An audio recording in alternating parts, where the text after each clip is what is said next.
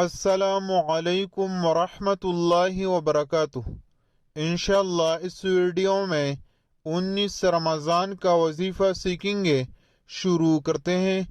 بعد از نماز فجر سورہ جمعہ کی یہ آیت نمبر 40 مرتبہ پڑھیں۔ آیت کو سماعت فرمائیں۔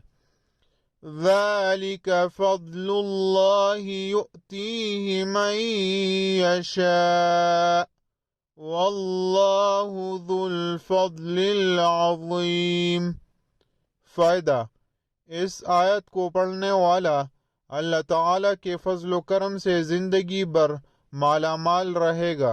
بعد از نماز ظہر سورہ آل عمران کی آیت نمبر 26 کو 33 مرتبہ پڑھیں۔ بعد از نماز عصر درود شریف 55 مرتبہ پڑھیں۔ درود شریف کو سماعت فرمائیں۔ اللہم صل علی سیدنا محمد النبی الامی وعلی آلہ واصحابہ وبارک وسلم۔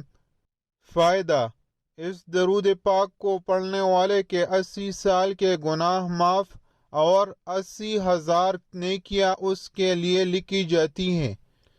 بعد از نماز مغرب سورۃ البقرہ کا آخری رکوع 11 مرتبہ پڑھیں۔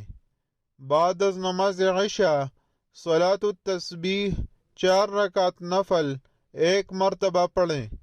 اس کے بعد استغفار کی 3 تسبیح پڑھیں۔ استغفار کو سماعت فرمائیں۔